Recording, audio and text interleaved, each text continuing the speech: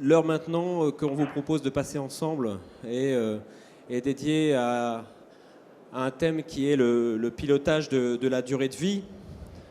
On rassemble autour de la table plusieurs experts dont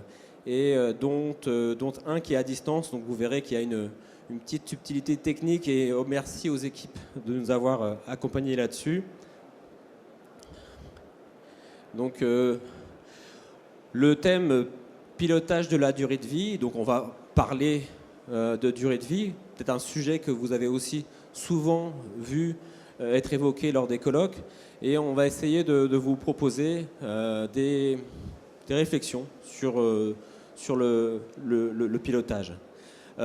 Donc autour de la table, plusieurs entreprises, donc moi-même, Jean-Jacques Vina, directeur de OpenAir, et j'ai avec moi aujourd'hui Jean-Pierre Souès de Mind Control et à distance Florian Stache, basé à Rostock, de Morwind Engineering. Bon, tu vois, il nous voit. Bon. Bonjour Florian. En 2014, nous sommes créés pour satisfaire un besoin qui était celui de l'autonomie et l'intervention en autonomie dans les éoliennes pour les vérifications. Nous avons agrégé autour des vérifications réglementaires des sujets d'inspection, du support à la maintenance et puis récemment même de la formation. Je vais laisser la parole à Jean-Pierre qui va pouvoir se présenter pendant quelques slides. Merci Jean-Jacques. Bonjour à tous. Donc, je suis Jean-Pierre Souès, le fondateur de la société Mind Control. Voilà, j'ai créé la société en 2002. Donc, j'ai commencé pendant une dizaine d'années tout seul, toujours dans la maintenance préventive liée notamment à l'analyse vibratoire de la chaîne mécanique. Donc, ça fait presque 20 ans maintenant, le temps passe vite. On intervient sur tout type de turbinier, enfin tout type de turbine avec à ce jour quelques 1700 contrôles en mesure spot sur la chaîne mécanique. On réalise aussi des détections de balourds, on va y revenir, c'est un sujet intéressant sur l'extension de vie. Et nous avons équipé une centaine d'éoliennes en CMS online que nous suivons quasiment quotidiennement pour anticiper les casses mécaniques et réduire le productible.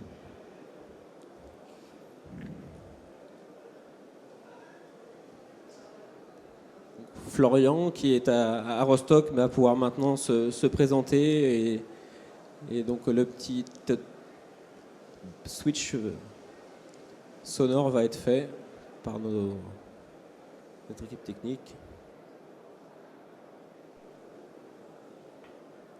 Allô? Oui. Je n'entends rien, je n'ai pas de son. Je ne sais pas si vous m'entendez. Est-ce que ça marche, Florian?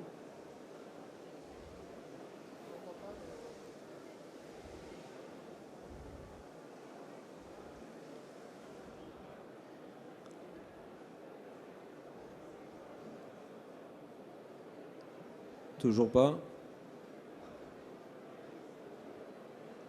Je sais même pas s'il voit qu'est-ce qu'il voit à l'écran.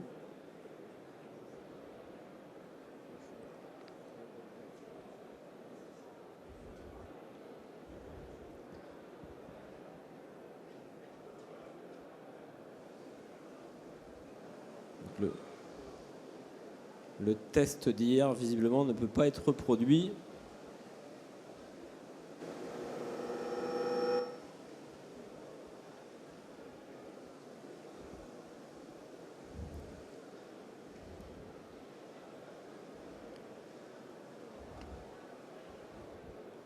Bon. Ok. Ah, et l'expert nous rejoint.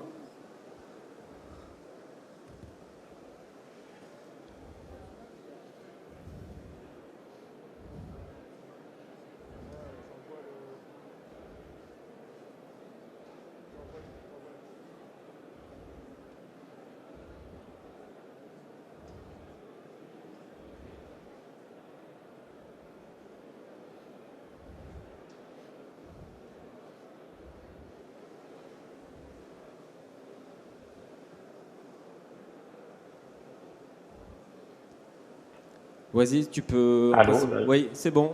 Ah, voilà, ça y est. Tu peux te Bonjour. présenter brièvement. C'est bon.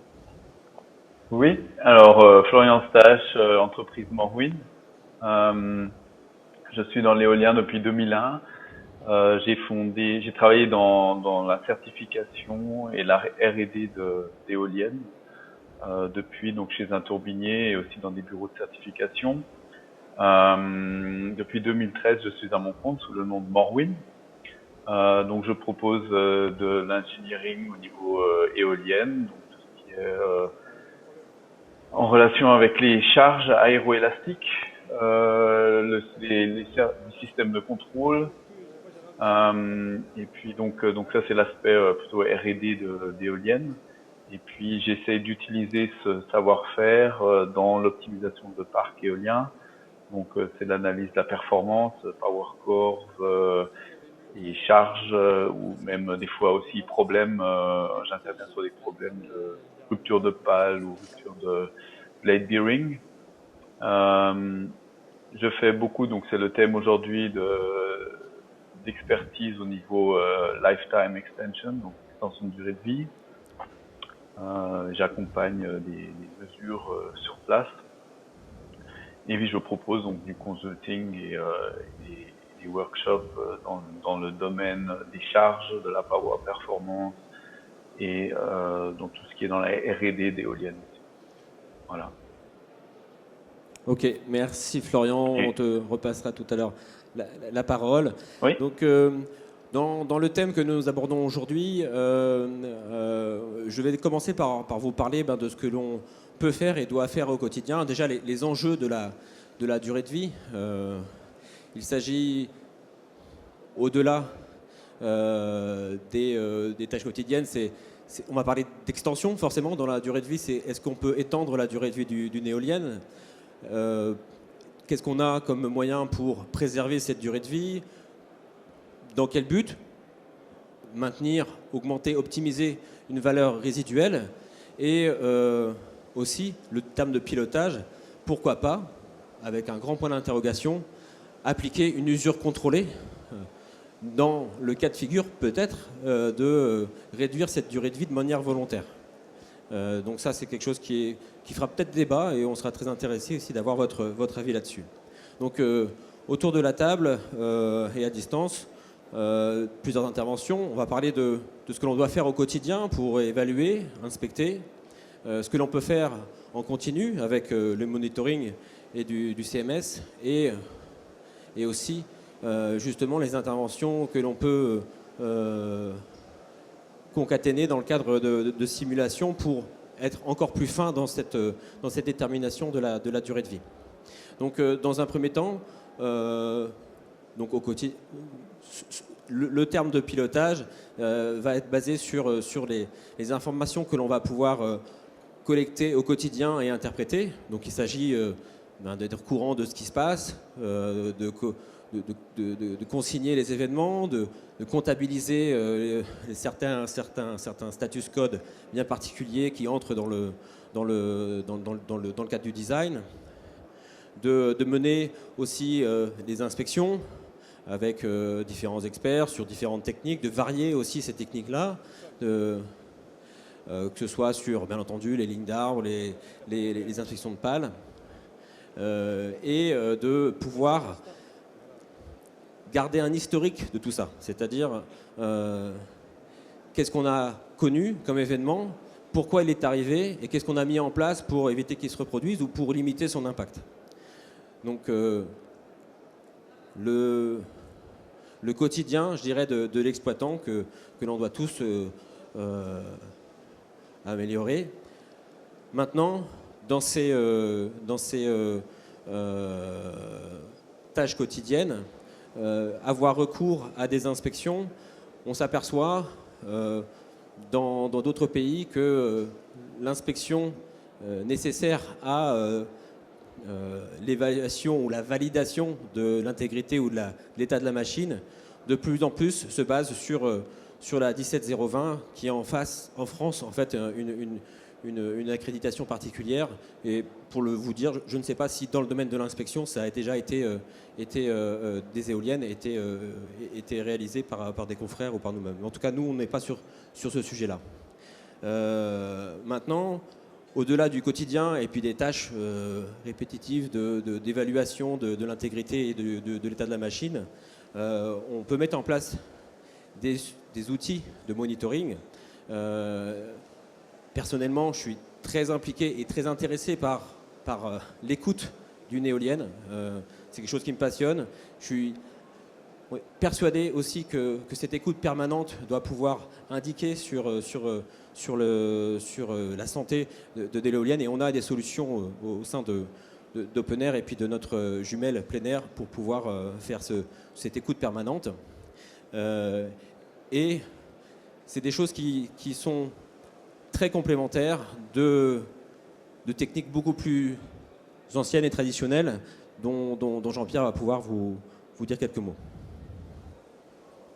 Oui, effectivement. Donc, en ce qui me concerne, donc, on analyse les vibrations de plusieurs manières. Merci. Dans un but différent. On propose dès la réception des turbines de faire une mesure, ce qu'on appelle spot, donc en nacelle, pour voir l'état de santé au début de la vie de l'éolienne. Donc c'est l'état de santé mécanique, hein, main bearing, la chaîne de production, main bearing, gearbox et génératrice. On propose ça afin de voir si on n'a pas des gros défauts de montage. Ça peut être un désalignement, ça peut être des serrages de paliers, etc. Et on indique au client, donc généralement l'exploitant ou le propriétaire, en soulevant des points un petit peu sensibles. Donc ça, c'est ce qu'on appelle le SVM spot. On va directement, physiquement, en nacelle, faire des mesures lorsque les conditions de vent sont optimales pour les réaliser. Hein. Les charges mécaniques sont différentes en fonction du vent. Ensuite, on propose toujours dans cet esprit un CMS online provisoire, c'est-à-dire où là, on a identifié au bout de certaines années des défauts mécaniques, que ça peut être la société de maintenance ou le turbinier, etc. Et on veut voir quel est jusqu'où, même avec le défaut, on peut tourner. C'est-à-dire on va attendre les vents, les saisons un petit peu plus calmes pour changer des composants. Donc ça, on peut installer des appareils qui communiquent par 3G.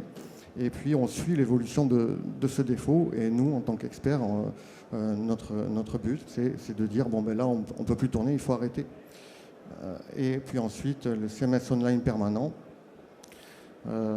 Donc là, c'est du classique. Nous, on se positionne en dehors des turbiniers avec nos systèmes. Peu importe les systèmes, on travaille sur tous les systèmes qui existent. Je vais vous montrer quelques retours d'expérience par rapport à ces phénomènes-là. Voilà, ça résume un petit peu. Donc, le bilan de santé lors de la signature vibratoire de la chaîne mécanique, ça peut être en réception d'ouvrage, pour les fins de garantie, pour la fin de contrat de maintenance. Donc on va physiquement sur place et éventuellement on préconise des vidéo-endoscopies derrière pour visualiser les défauts. Pareil, online provisoire, j'en ai déjà parlé. On va suivre l'évolution d'un défaut mécanique. Ça peut être une cage de roulement, ça peut être une dent cassée. Le client, l'exploitant se pose la question, est-ce que je peux quand même turbiner avec une dent cassée? Pendant combien de temps? C'est là qu'on intervient avec une solution de surveillance très rapprochée. Et le CMS online permanent, là, c'est vraiment sur toute la vie de l'éolienne, voir son état d'usure ou pas. Ça peut très bien ne pas s'user et continuer pendant des années si la maintenance est correctement effectuée.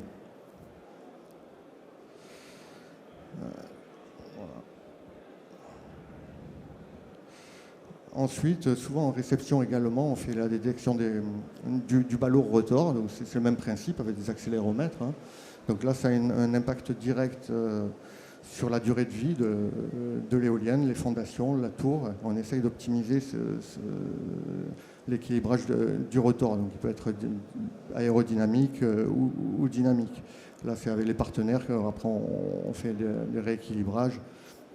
On peut le faire sur place également. Par exemple, là, c'est un cas concret pour vous montrer que les défauts peuvent très très très vite évoluer. Et une surveillance par des experts est fortement recommandée. Ici, vous avez deux spectres, enfin, une tendance sur le graphique du haut. C'est un bruit de roulement, là, ce qu'on appelle. Et on constate une légère évolution en quelques jours et une dégradation en 24 heures qui nous a fait arrêter la turbine. Vous avez le spectre FFT, ce qu'on appelle associé derrière. Mais voilà, c'est pour vous montrer que ça peut évoluer très très très vite suivant le type de défaut qu'on a. Et il y a d'autres défauts qui peuvent être présents pendant 6 mois, 1 an, 3 ans, 4 ans et ça ne bougera pas. Voilà. Aux experts, aux analystes de tirer la sonnette d'alarme pour des actions correctives.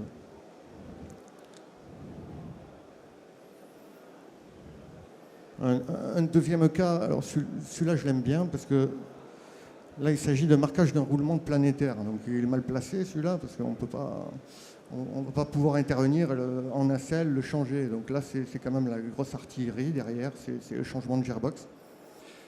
En termes d'analyse vibratoire, ce sont les défauts les plus compliqués à repérer.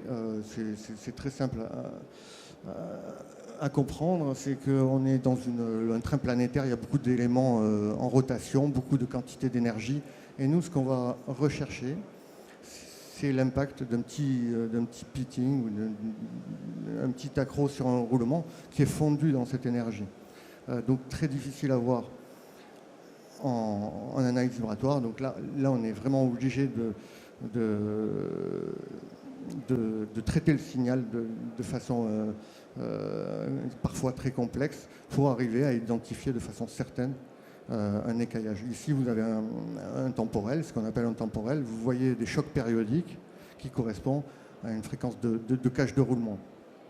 Donc, une fois qu'on a identifié ça, on alerte l'exploitant ou le maintenancier en disant voilà, on a un défaut, on va aller déjà le voir visuellement, notamment avec les sociétés expertes en vidéo-endoscopie. Nous, on n'en fait pas. On a des partenaires en France là-dessus. Et une fois que c'est identifié,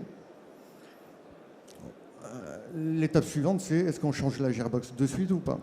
Alors, si on suit vraiment l'évolution de ce défaut, nous, on est là pour voir s'il évolue ou pas. Alors, on va pouvoir produire peut-être si on constate que ça se passe pleinement janvier, février. Nous, on va vraiment suivre de très près ce défaut pour essayer de pousser jusqu'à des jours meilleurs où il y a moins de vent, où on peut planifier facilement le remplacement de gearbox et donc diminuer le temps de non-production en fait. On est toujours dans l'optimisation de la production. Voilà. Là, on voit bien les marquages sur les roulements, que ce soit bague interne du roulement ou éléments roulants également. Voilà. Après, bon, ça fait partie des services, des vérifications, expertises pour améliorer la durée de vie, enfin en tout cas pour éviter les accidents, que ce soit les vibrations. Et après, effectivement, on propose aussi là c'est plus sur l'installation électrique, donc tout ce qui est échauffement anormaux. On réalise ça souvent à la réception des turbines, hein, quand tout vient d'être mis en place, pour voir, ça arrive vite, un défaut de connexion, un défaut de câble, ça peut arriver. Donc on en repère de temps en temps.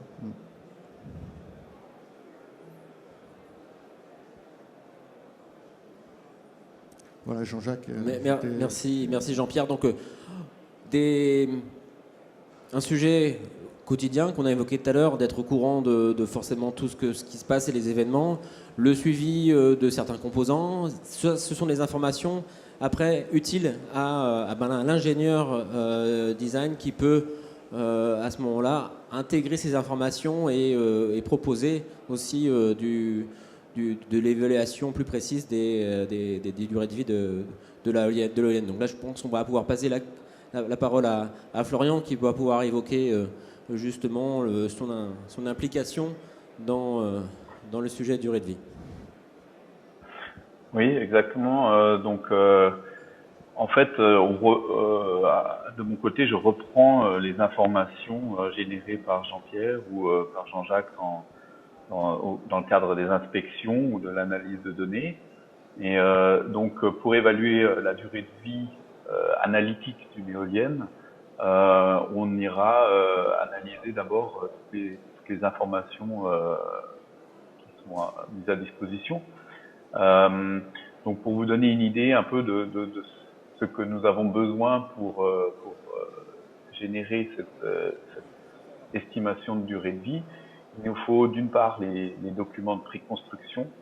Donc c'est les certificats, type certificate de la machine, les dates à laquelle elle a été mise en service, enfin tous les documents pré-construction et durant la construction et la mise en service de l'éolienne. Après, on a besoin aussi de toutes les données SCADA qui ont été assemblées pendant la durée de vie de la machine jusqu'à présent. Donc en général, les machines ont 10-15 ans. Donc ça sera toutes les données SCADA mises à disposition durant cette période-là. Nous avons besoin aussi d'une évaluation de tous les documents d'opération et de maintenance. Donc c'est les paramètres de l'éolienne, c'est les phases où elle a été en mode de production réduit. C'est aussi, par exemple, la documentation donc des ballons aérodynamiques ou de masse qui ont été observés peut-être par Jean-Pierre. C'est les remplacements de composants. Par exemple, on a des éoliennes des fois qui ont un set de pales neuf ou qui a été changé après 10 ans d'opération. Donc ça nous étend la durée de vie de la machine énormément. Après, il faut aussi être en connaissance de toutes les modifications qui ont été faites sur la machine. Donc installation de vortex generator, power up par exemple avec les machines de GE, tout ce qui est augmentation de la puissance ou changements qui ont un impact sur les charges aéroélastiques finalement de la machine.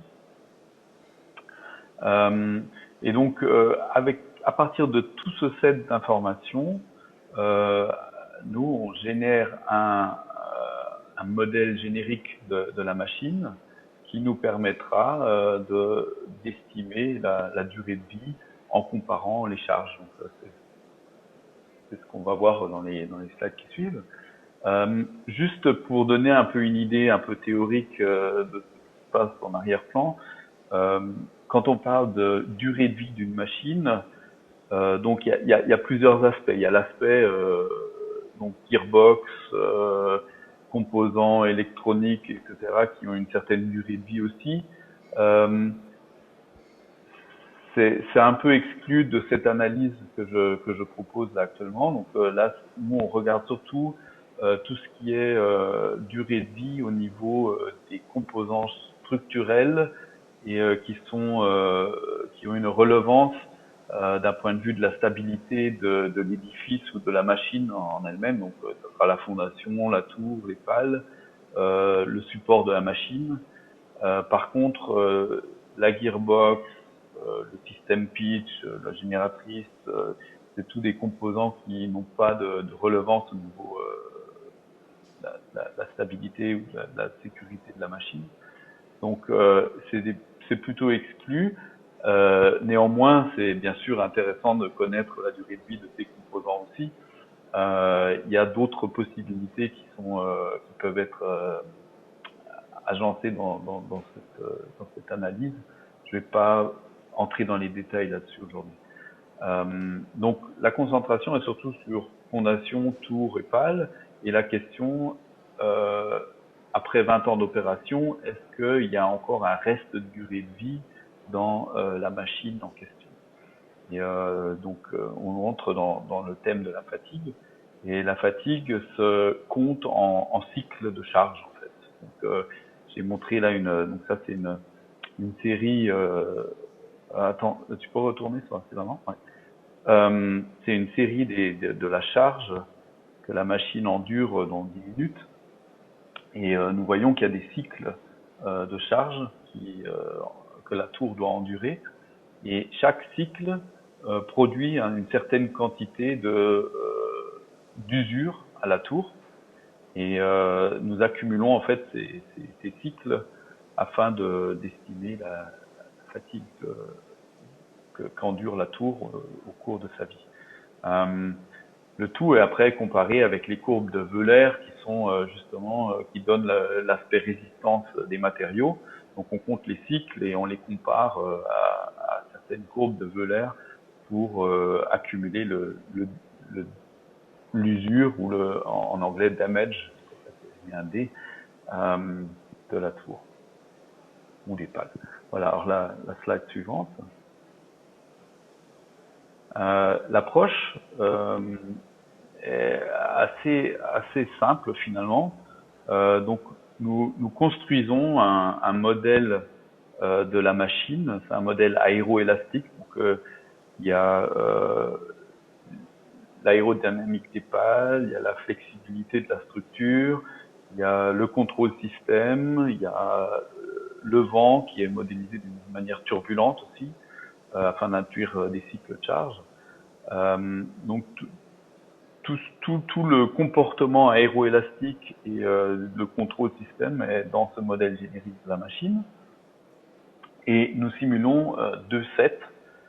Donc un set qui va correspondre sur la gauche, la simulation qui sera correspondante à ce que le turbinier a fait pendant la phase de design. Donc c'est les charges correspondant à la norme IEC 61400-1. Donc la réglementation de certification, ça peut être aussi la réglementation Germanischer Lloyd 2010 par exemple, ou en Allemagne, ça sera la DIBT. Donc ces normes spécifient une certaine classe de vent avec une certaine turbulence, une certaine vitesse moyenne de vent, et ça nous donnera donc une référence au niveau des charges de design. Théoriquement, on pourrait comparer ces charges avec les charges qui ont été utilisées lors du design de la machine. Généralement, nous n'avons pas ces charges à disposition, donc nous prenons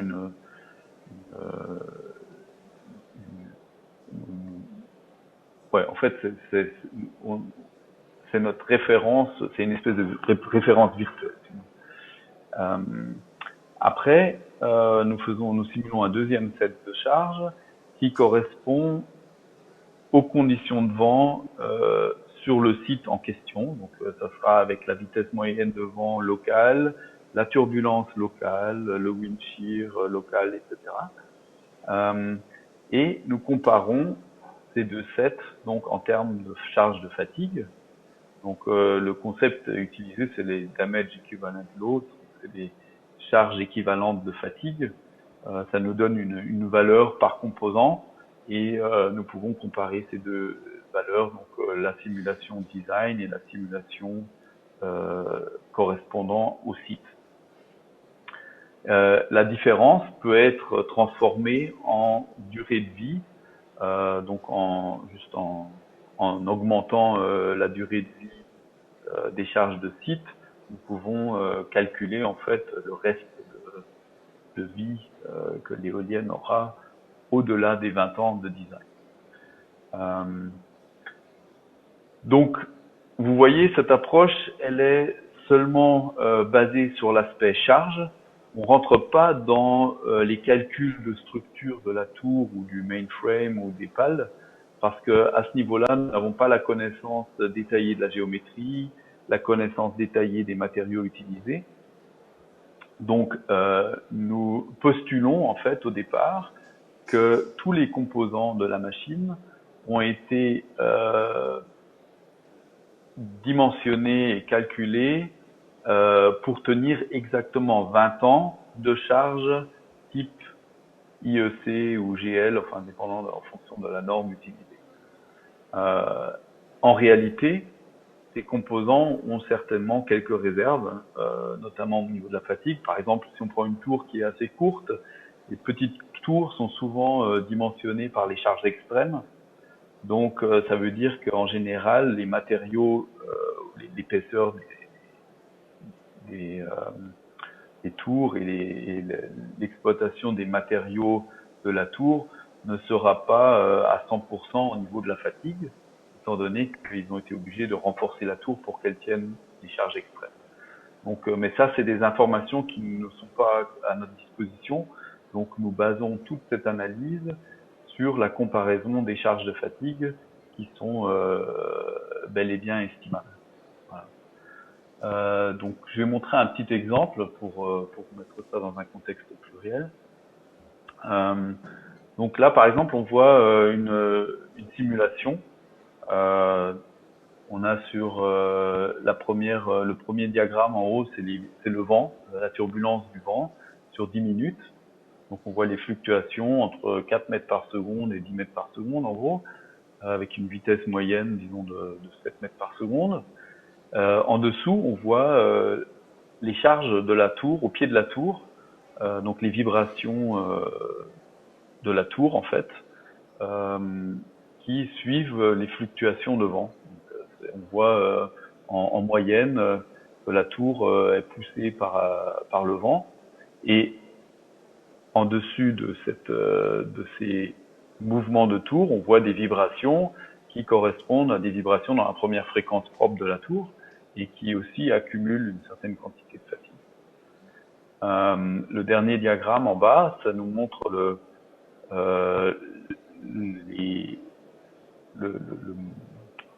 excusez-moi, j'ai des fois des problèmes en français. En anglais, si tu veux, en anglais. Donc c'est les bending moments au pied de la pale. Donc c'est en edgewise, et on voit bien en fait les cycles de charge qui qu'endoure la pale une fois par rotation. Donc, en fonction où se trouve la pale dans une rotation, nous avons un cycle de charge qui est généré juste par le poids de la pale en fait. Et ça génère une grande quantité de fatigue sur le pied de la pale, sur les roulements de pale, sur les boulons qui sont pour attacher les pales. Donc, si on regarde bien ces deux types de charges, alors les charges de la tour et les charges de la pale par exemple, on verra que pour la tour, on a une grande influence qui est générée par la turbulence. Donc les variations de vent se retrouvent dans la tour. Par contre, au niveau du pied de la pale, on voit que la plupart des charges sont plutôt des charges générées par la gravité et le nombre de rotations que l'éolienne fera. Donc, le nombre de rotations que l'éolienne fera, ce sera très dépendant des heures d'opération que l'éolienne aura tourné, la vitesse de rotation et bien sûr du poids de la pale. Alors que la fatigue sur la tour sera plutôt influencée par la turbulence, la distribution des vitesses de vent et la densité de l'air. Donc ça donne un peu une idée pourquoi on a besoin de modèles aéroélastiques pour simuler ou analyser l'impact de certaines conditions de vent sur la fatigue de la machine. Alors le slide suivant, on va entrer dans un exemple.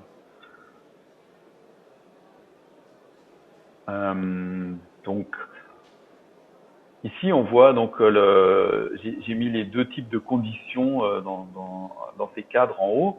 On voit les conditions de design. Donc ici c'est DIBT, c'est DIBT zone de vent numéro 3. C'est une zone de vent dans le nord de l'Allemagne. On a une densité de l'air de 1,25. on a un wind shear de 0,16 et on a postulé une webability en français, c'est Disponibilité. Jean-Jacques, webability. Disponibilité. Disponibilité de 100%. Voilà. Alors que sur le site, en réalité, on avait une densité de l'air de 1,24, un wind shear de 0,14 et une disponibilité de 97%. En plus de ça, on a la turbulence qui était fixée à 20% sur le calcul de certification, alors que la turbulence sur le site, elle suit une courbe un peu en fonction du vent. Donc on voit que dans les vitesses de vent élevées, la turbulence est nettement en dessous de ce qui a été utilisé pour le design, et dans les vitesses de vent basses, on a une turbulence un peu plus élevée. La distribution des vitesses de vent, donc on a là, je suis désolé, c'est aussi en allemand, donc c'est les vitesses de vent et le nombre d'heures sur 20 ans. Et on voit donc en rouge la distribution des heures de chaque plage de vent qui a été utilisée pour le design. Donc on a nettement plus d'heures dans le design à vitesse de vent élevée comparé à ce que nous observons sur le site, où la vitesse de moyenne de vent était en gros 6 mètres par seconde, alors que ce qui a été utilisé pour le design était peut-être plutôt de l'ordre de 8 mètres par seconde. Donc on a une certaine marge de manœuvre qui résultera juste de cette distribution des heures de vent.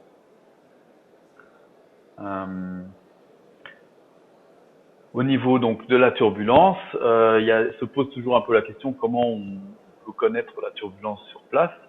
Donc à ce niveau-là, typiquement, nous faisons une analyse.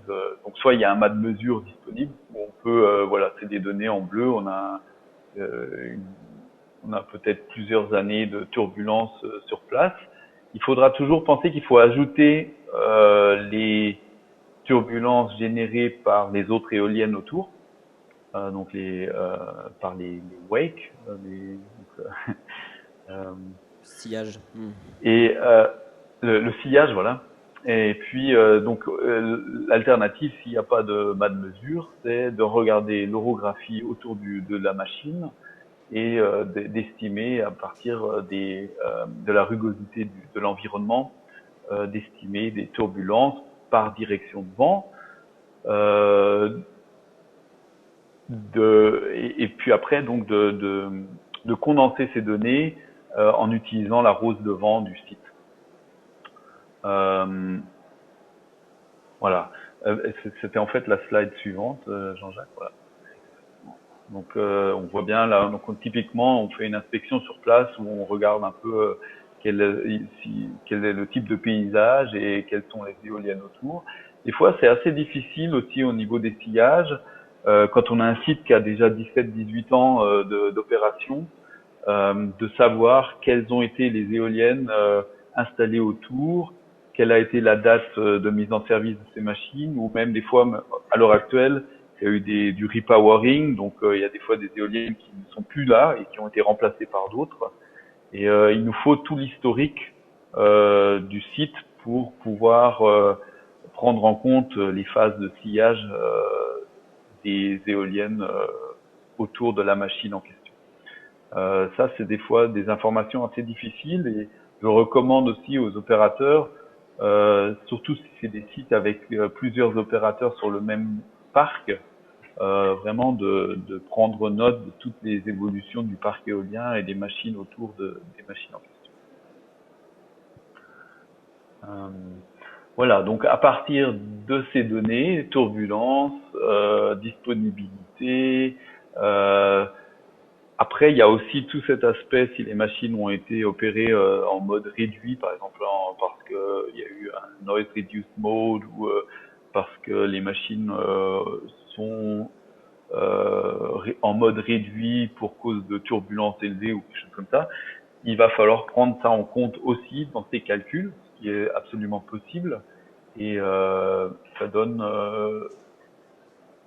des avantages aussi au niveau de la durée de vie si les machines ont été par exemple en mode réduit.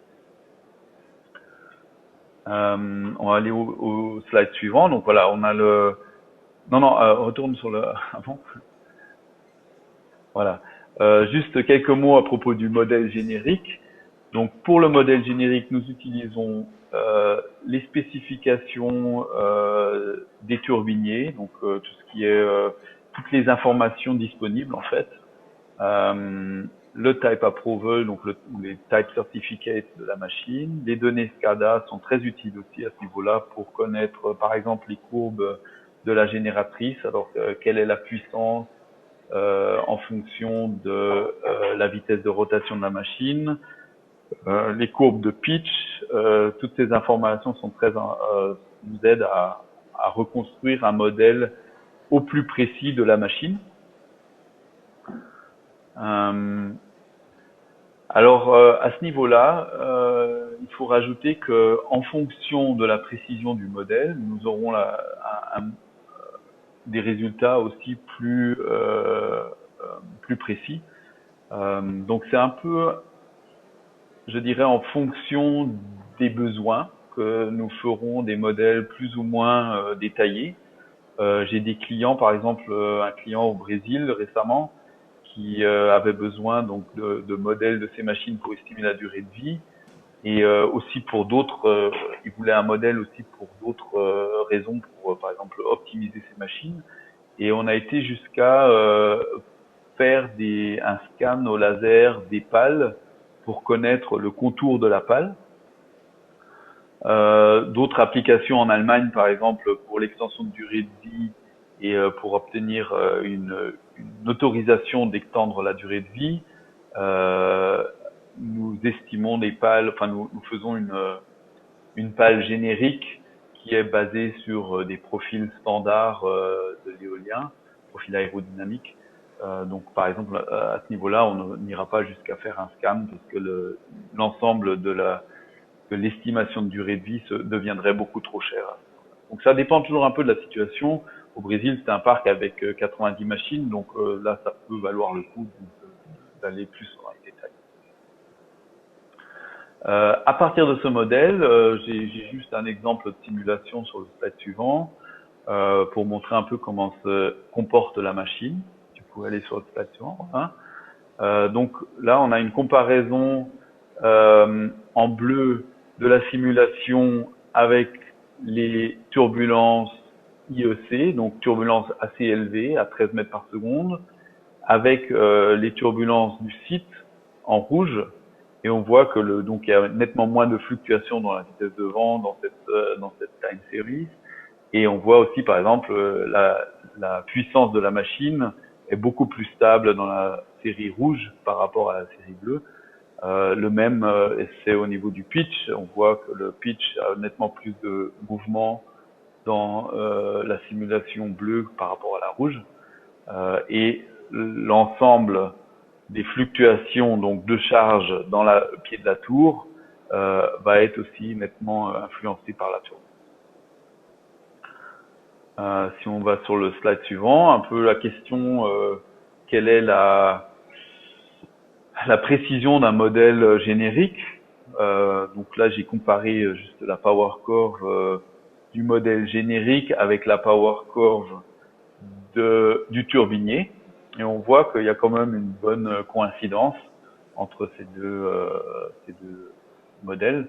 Donc là, par exemple, c'est une MD70 de Repower ou Senvion.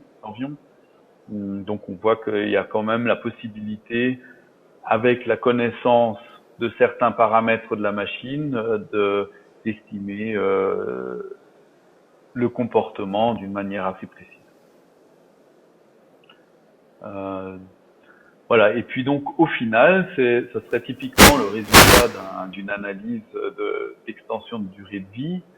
On a un tableau dans lequel on passe composant par composant avec l'estimation du reste de vie, donc au-delà des 20 ans. Donc par exemple, la pale aura plus 10. Là par contre, on avait par exemple la situation qu'après 4 ans d'opération, les pales ont été changées complètement. Je ne sais pas exactement la raison, mais il y a eu un changement de pale. Donc on a le calcul donne une extension de 6 années et on en rajoute 4 parce que les pales sont plus jeunes que le reste de la machine. Les blade bearings ont une extension de 5 ans. Les boulons entre la pale, le blade bearing et le hub ont une durée de vie de 4 ans, etc. Donc on peut vraiment aller d'une manière assez précise de composant en composant pour analyser la durée de vie. L'avantage de cette approche est que nous aurons aussi la possibilité, par exemple une recommandation que nous faisons assez souvent, est si vous échangez les boulons au niveau des blade bearings et des pales, il y aura une augmentation de la durée de vie d'une année dans ce cas-là. Des fois, c'est nettement plus. Donc, il y a vraiment la possibilité donc d'analyser en détail les mesures nécessaires pour pouvoir augmenter la durée de vie de la machine. Voilà. C'était en gros, j'espère que c'était assez compréhensible. Et je m'excuse un peu pour mon français un peu rouillé. Merci Florian, reste avec nous, on va te garder à l'écran Oui. pour passer un petit moment de conclusion et puis aussi d'échange. Donc on a pu voir en fait ensemble que dans l'estimation de la durée de vie et tous les enjeux qui vont avec, que ce soit l'extension, l'estimation de la valeur résiduelle, voire le pilotage, il y avait une imbrication, un fort lien entre la connaissance au quotidien de ce qui se passe, de comment évolue le site, une implication avec aussi le constat que peut faire le condition monitoring. Maintenant, dans la notion de pilotage, en fait, je voulais aussi faire réagir la salle et puis te poser quelques questions, Florian, en premier, même si peut-être qu'il y en aura d'autres qui viendront. As-tu déjà pu expérimenter en fait cette boucle d'évaluation de manière répétitive dans la vie du parc et pas que, je dirais, au moment fatidique de la fin de vie? Donc oui, dans l'ensemble,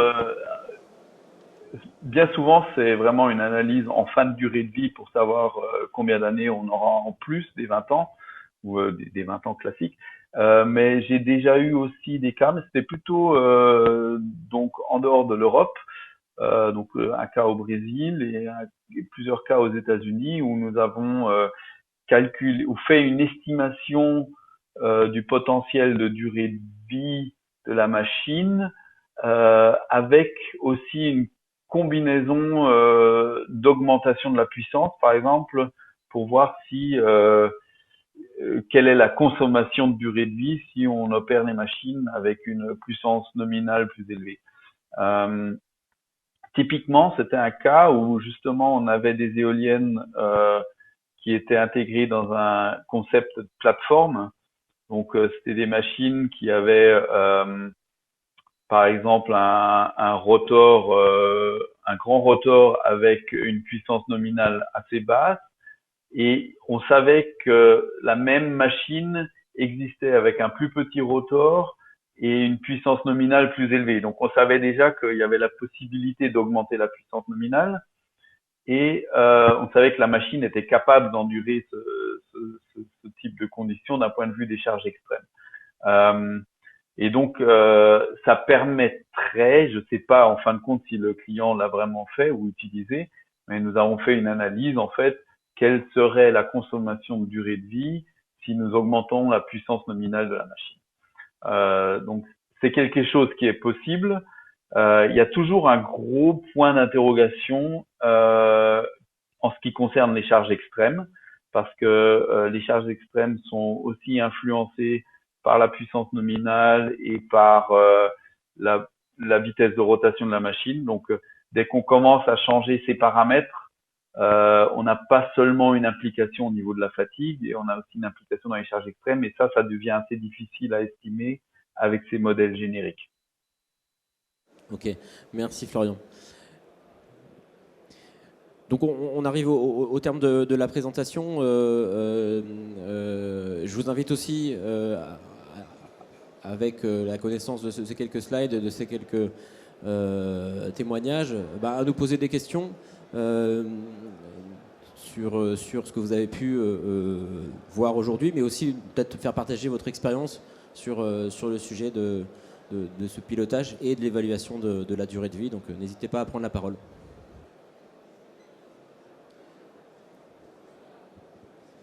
Laurent Chameroy des Hauts-de-Sey.